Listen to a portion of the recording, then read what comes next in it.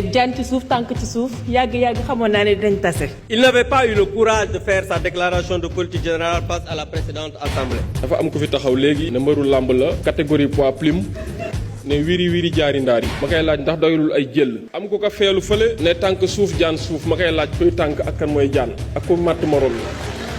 Monsieur le ministre de l'hôpital de Ourossogui qu'on devrait inaugurer au mois de décembre, vous avez arrêté les travaux.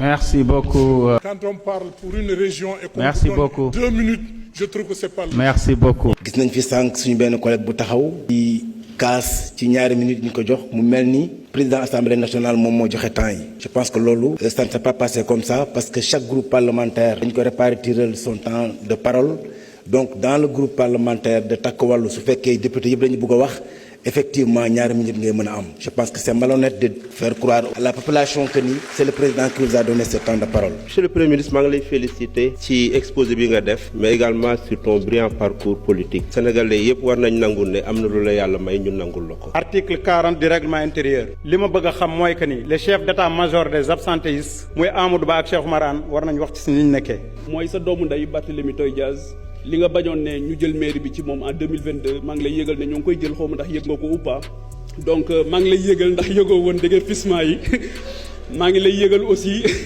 Monsieur le Premier ministre, je voudrais tout au début de mon propos vous demander si vous pouvez nous expliquer la différence entre rapporter une loi d'amnistie et abroger une loi d'amnistie. benn question kese la am mooy est-ce que ba léegi yaa ngi gëm ne étrangers yi ils sont au nombre de 207 791 au Sénégal.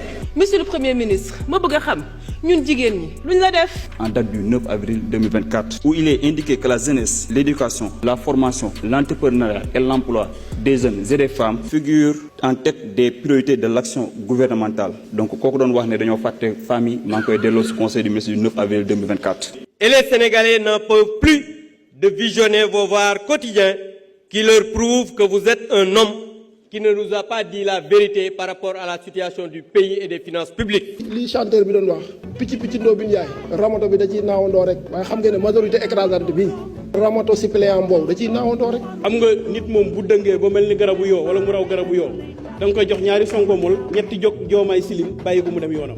Nous avons constaté dans tous les documents de référence qu'il y a des pôles Kajoor, Bawol, Sine, Saloum. Mais le Fouta a été exclu. Pourquoi la division du Fouta en deux parties? Monsieur le Premier ministre, Fouta feccetaaki, Fouta wambetaaki, Fouta nawortaaki, Fouta heɓat geɗal muɗum ha timma. kono monsieur le ministre peccowo adortaako hoore mum e feccere nde peccuɗa e laamu ma ko Casamance gardoriɗa a waɗi gouvernement ma min goyi dow min mbi min jiyani hen ministre ummade ganduɗa e diwan Fouta Allah jarama jarama je vous remercie. Présidence de la République 45 milliards la ñu consommé maanaam 15 milliards par mois le président Bassirou Diomaye Faye genn wàllu milliard 500 millions lay dépensé par jour ci trimestre bi mujj. Monsieur le Président Abdou Mbow, je pense que vous avez mal lu le rapport d'exécution des dépenses de la présidence. Des montants cumulatifs sur 9 mois, vous les ramenez à un trimestre.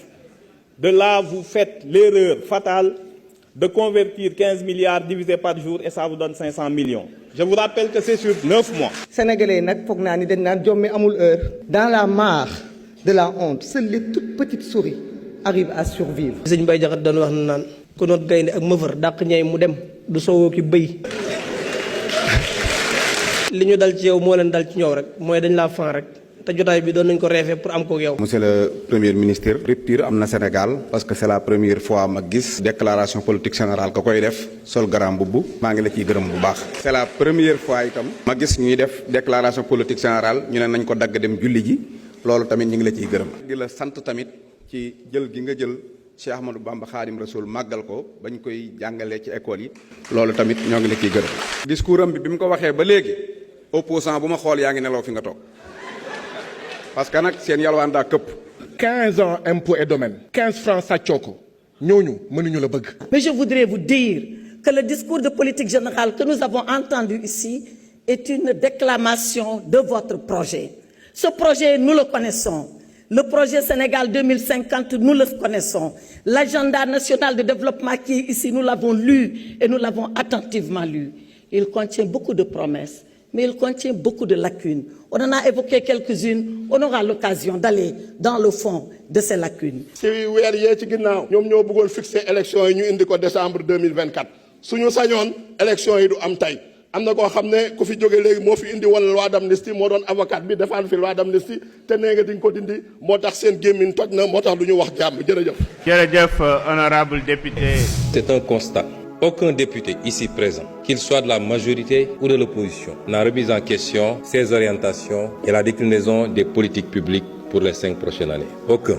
Puisqu'on parle de rapport à la vérité, qu'est-ce qu'il y a de plus malsain en termes de rapport à la vérité que de mentir à tout son peuple, de mentir aux partenaires internationaux, en leur cachant les véritables chiffres pour pouvoir continuer à endetter le Sénégal et ce qui nous met aujourd'hui dans la situation fâcheuse dans laquelle on se trouve. Il y a des gens qui devraient avoir honte de parler. Les responsables de cette situation, ils sont là, dans cette salle. Vous les sentez perdus. Vous savez, quand on n'a pas grand-chose à dire, il faut dire gongo, c'est bon. Ça fait partie de la grandeur. Comme savent le faire mes amis les avocats, simplement, monsieur le ministre, je n'ai rien à vous dire, tout est bon. Je n'ai peur d'aucun député. J'ai été député ici à l'Assemblée nationale, où vous étiez 127 et j'étais seul. Je vous avais assuré que vous ne censurerez jamais et que vous serez censuré. yaay mel na ñu liw de te di ngeen yàgg liw nag waaye fu ngeen mujje du kat appui de waaye biir bi ngeen moo lay fas ci suuf. Il faut apprendre de vos erreurs et revenir à la raison. suñu gaz gii ñu am BP ne leen seet leen ñaata ngeen ci soxla ngeen wax ma ñu ne non ñun soxlawuñ ci dara duñ ko weddi ñun soxlawuñ ci dara dañuy xaar yaakaar teranga yaakaar ñoom seen lépp yaakaar la nañu bàyyi di politiquer région ak waaso fii ñun ñëpp Futanke lañu nañu bàyyi wax yooyu amul njëriñ yooyu c'est des détails affaire pôle yi c'est de la désinformation il faut arrêter ça vous ne rendez pas service au Fouta le Fouta est partie intégrante du Sénégal Sénégal benn la Wolof séeréer Joola keneen ak kenn ñun ñëpp benn lañu. La question des femmes lu musuta am on a alloué 20% des intrants aux femmes agriculteurs. Madame le ministre créé na temps yële benn structure boo xam ne uniquement c'est pour l'encadrement des femmes et leur leadership. Madame Diack, honorable député, les femmes du Sénégal sont très conscientes. Vous avez été à 2 élections. Si les femmes avaient voté pour vous, vous serez présidente de la République.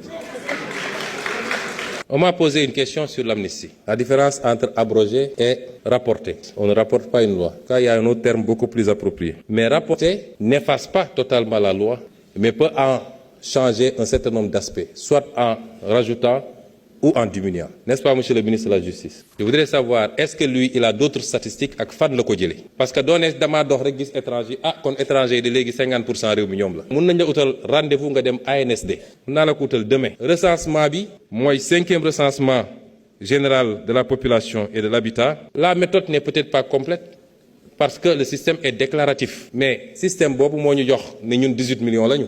Que ñun réewu ay tukkikat lañu. Su ma juumul yow monsieur Sarr mos ngaa émigré. te gis ngeen li xew barki démb réew mu mel ni Guinée ak Sierra Leone te lan moo ko andi mooy ñii jàpp nañ ni seeni waa réew dañ leen a néewal doole fële ñoom ñi jóg attaqué ñële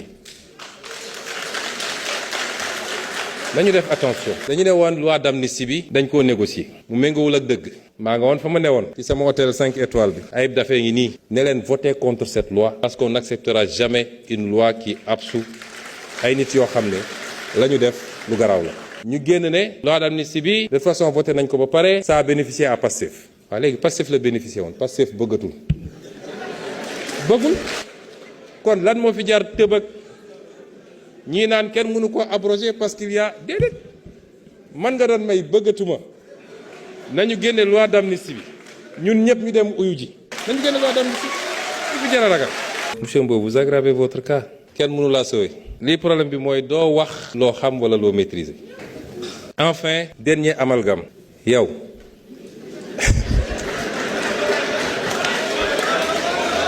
ñun nag dañoo gëm ancienne législature bii ci lañ lay wan ne c'est la première vraie législature de l'histoire de notre pays maa ngi leen di sant di leen gërëm bu baax a baax ñu ngi leen di encourager tout ak les membres du gouvernement bu leen fàtte nag les personnes handicapées profil boo bëgg boo demee ci milieu handicapé yi dañ ko fekk